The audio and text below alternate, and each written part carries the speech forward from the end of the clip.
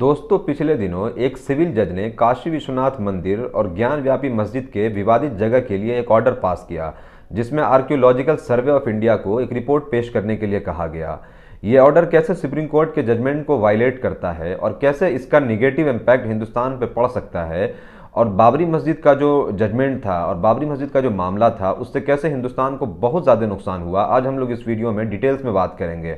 मैं श्योर हूं कि कोई न्यूज़ चैनल और कोई यूट्यूबर आपको ऐसी इन्फॉर्मेशन ला के नहीं देगा, इसीलिए वीडियो को पूरी ज़रूर देखें। सबसे पहले जानते हैं कि पूरा मामला क्या है। वाराणसी उत्तर प्रदेश में एक मस्जिद है, ज्ञान व्यापी मस्जिद, जिसके बिल्कुल सटे हुए काशी विश्वनाथ मंदिर है, जिस पर हिंदू कैंप का यह क्लेम है कि यहां पर मंदिर तोड़ करके ज्ञान व्यापी मस्जिद बनाई गई। इसी के मालिकाना हक को पाने के लिए हिंदू कैंप ने 1991 में एक पिटीशन दायर किया, जिसे हाई कोर्ट ने प्लेसेस ऑफ वर्शिप एक्ट 1991 के बेस पे, यानी इस लॉ के बुनियाद पर इस क्लेम को, इस पिटीशन को रिजेक्ट कर दिया। इसका मतलब यह हुआ कि जज आशुतोष तिवारी जी जो है, जिन्होंने ये जो ऑर्डर पास किया है, उन्होंने खुद इंडियन कॉन्स्टिट्यूशन के दो लॉज को वायलेट किया, यानी दो कानून को उल्लंघन किया है। वो है प्लेसेस ऑफ वर्शिप एक्ट 1991, और वो लॉ है जो सबको मालूम है, आर्टिकल 141 कॉन्स्टिट्यूशन का, जो कहता है law declared by the supreme court of India shall be binding on all courts throughout the territory of India. Places of worship act 1991 ये कहता है कि 15 अगस्त 1947 के बाद जो भी वर्शिप लैंड है, जो भी इबादत गाह और पूजने की जगह है, वो जैसे है वैसे ही रहेगा। उसमें कोई परिवर्तन, कोई चेंज, कोई तब्दीली नहीं लाई जा सकती है। इसमें बाबरी मस्जिद का जो केस है उसको अपवाद और एक्सेप्शन माना गया था। इसके अलावा आर्टिकल 141 ये है, उसमें यह कहा गया है कि सुप्रीम कोर्ट के द्वारा पास किया गया कोई भी जजमेंट वो हिंदुस्तान के तमाम कोर्ट्स पे लागू होता है और उसके खिलाफ नहीं जा सकते हैं। इसका मतलब यह है कि जज आशुतोष तिवारी जी इंडियन कॉन्स्टिट्यूशन के और सुप्रीम कोर्ट के जजमेंट के अगेंस्ट होते हैं, यानी इन दो कानून का उल्लंघन करते हैं, वायलेट करते हैं। ये वीडियो इसलिए बनाना बेहद ज़रूरी है क्योंकि इस ऑर्डर के पीछे इंडिया का एक बहुत ही डार्क स्कैरी फ्यूचर, मतलब यह है कि एक बहुत ही तारीक और खौफनाक भविष्य छुपा हुआ है, मुस्तकबिल छुपा हुआ है, जिसको ना हमारे हिंदू भाई समझ पा रहे हैं और ना ही कोई न्यूज़ चैनल और ना ही कोई यूट्यूबर इस पर चर्चा कर रहा है।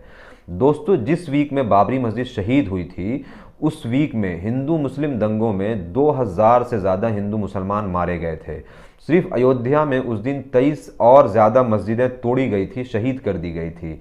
और इसी नफ़रत की वजह से, यानी राजनेताओं और मीडिया ने जो नफ़रत फैलाया उसके वजह से 1992 के बाद से अब तक 500 से ज़्यादा मस्जिदें शहीद कर दी जा चुकी है। हिंदू मुस्लिम दंगे, गुजरात दंगा, मुंबई ब्लास्ट, उसके अलावा और भी कुछ टेरर अटैक्स, और ये जो हिंदू मुस्लिम दंगे होते हैं, इन सब के पीछे कहीं ना कहीं अयोध्या इम्पैक्ट है, यानी ये जो नफरत फैलाई गई है उसका जो है ये फल हमें मिल रहा है। हमारे पड़ोसी मुल्क पाकिस्तान में उस दिन 30 मंदिरों को तोड़ दिया गया, डिमोलिश कर दिया गया। बांग्लादेश में कई सारे मंदिरों पर अटैक हुआ, बहुत सारे हिंदुओं को वहाँ मारा पीटा गया और उनका घर लूट लिया गया। ओपी इंडिया एक न्यूज़ पोर्टल है जिसका एक क्लेम है, आप सोचकर हैरान हो जाएंगे कि ये क्लेम करता है कि 245 मंदिरों को पाकिस्तान में और 3600 मंदिरों को बांग्लादेश में डिमोलिश कर दिया गया, तोड़ दिया गया, यानी बाबरी मस्जिद के बाद यह हादसा वहाँ हुआ है। हालांकि ओपी इंडिया एक fake news spreader news portal है और ये क्लेम भी झूठ है, लेकिन आप इमेजिन कीजिए, कल्पना कीजिए कि अगर ऐसा कुछ हो जाए तो कितना भयावह होगा और कितनी बुरी स्थिति पैदा हो जाएगी। इन नफरत फैलाने वाले जो सौदागर हैं, इनकी वजह से कितना खतरनाक माहौल बन सकता है।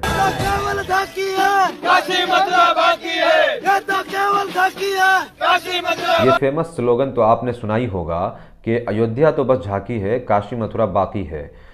द हिंदू की एक रिपोर्ट के अकॉर्डिंग कोई 3000 से ज़्यादा ऐसे डिस्प्यूटेड लैंड है, ऐसे विवादास्पद स्थान हैं जिसको इन्होंने, यानी हिंदू कैंप ने मार्क किया हुआ है और इसे 1 बाय 1 क्लेम करेंगे। इसका मतलब ये हुआ कि यूं ही नफरत की बाजार को गर्म किया जाएगा, जिससे डेफिनेटली नुकसान हिंदू मुसलमान का बल्कि हिंदुस्तान का होगा। ऐसे मामलों में अच्छी चीज़ ये है कि लोगों को अब चीज़ें समझ में आने लगी है, बात समझ में आने लगी है और उन्होंने इसके खिलाफ लिखना और बोलना भी शुरू कर दिया है। द ललन टॉप के फेसबुक पेज पर ज्ञान व्यापी मस्जिद विवाद के ऊपर एक पोस्ट है जिसपे एक हिंदू यूजर लिखते हैं, this too shall be a mere political tool to keep the plot of hatred boiling for the 2024 election.